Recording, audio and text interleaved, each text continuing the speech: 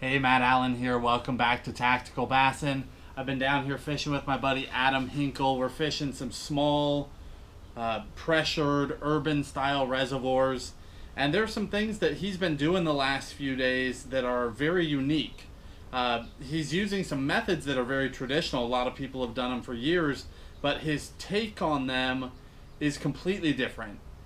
He's using some different weights, different sizes. He's doing things that most people aren't doing, and in these urban environments in the summertime is very effective. And I thought you guys would want to hear about it.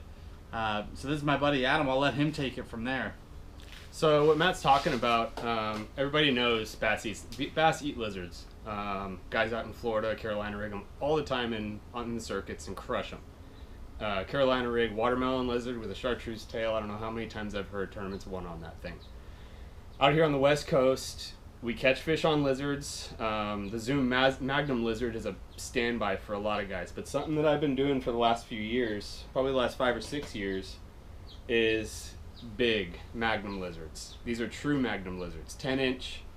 This is a Nichols lizard here, and just for size comparison, this is the 10-inch. This is your Zoom Magnum. This is an 8-inch bait. I don't even know if it's truly 8, but that's your size difference. And I'm throwing these things on either a Dirty Jigs, what is it? The pivot point. This is a 3/4 ounce 7/0 hook. This is what I'm throwing when I'm in rock. When I'm fishing it slow, swimming it up over rock, letting it fall down. I'm doing that. And why do you use that head? What is it? I use the head because I'm basically swinging. it's free swinging, so that thing is flowing nice behind it. But I'm fishing around rock just like you would a football jig. But I'm fishing it fast. Pop it up over the rock, let it fall down. Those tails are doing this on the way down, and it's just a big presence in the water. Mm-hmm. It's a lizard. Those fish eat lizards. I mean, it's moving all over the place. Those tails are always kicking. The tail is always kicking. The legs are kicking. And that's when I'm fishing it around rock. I'm hopping it up, letting it fall down, really swimming it through pretty quick. It's kind of a reaction bite.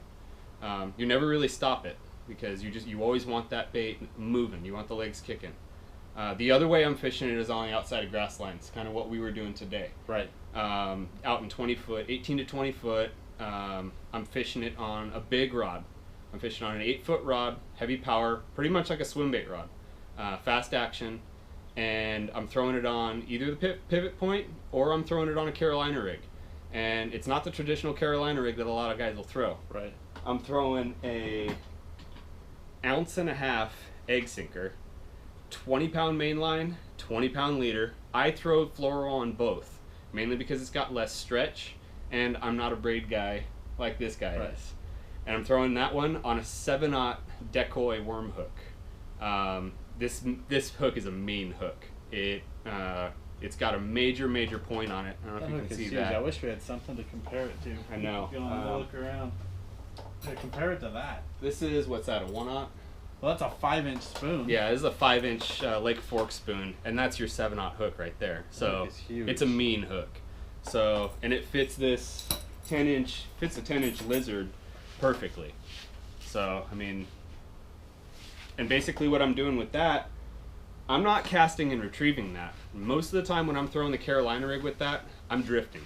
I set up on a long grass line, I'm bombing the thing out, and that's why you need the 1.5 ounce weight. Because if you throw a 1 ounce weight with that giant lizard, that Carolina rig is going to helicopter out there and you're going to get no distance. With the 8-foot rod, maybe even an 8.5 foot rod for more distance, 20-pound, 1.5 ounce weight, you can bomb that thing way out. Big spool, let it sink down, and just set up a drift, and just drift with the wind along the outside of that grass line, and you're going to catch quality fish. I think the smallest fish I've ever caught on that lizard is 3 pounds. Nice. So you get big ones. You get a lot of big ones. That's awesome.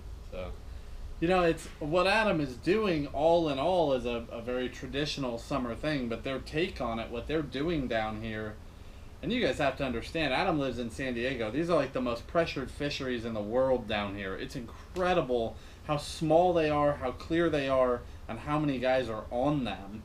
And they're going to these big baits for these lethargic summer fish, and it works. I think that's something that could work all over the place. everywhere. Everywhere. especially in places where guys are already throwing lizards and they think they're throwing a big one. Exactly. They have no idea how small the baits they're throwing are. So that's awesome. We wanted to bring that to you guys. Adam started talking about it. I saw him do some of that stuff, and it's just completely different. It's something that you need to try. Hopefully you can take that, add it to your arsenal, and put some more fish in the boat. We'll talk to you soon.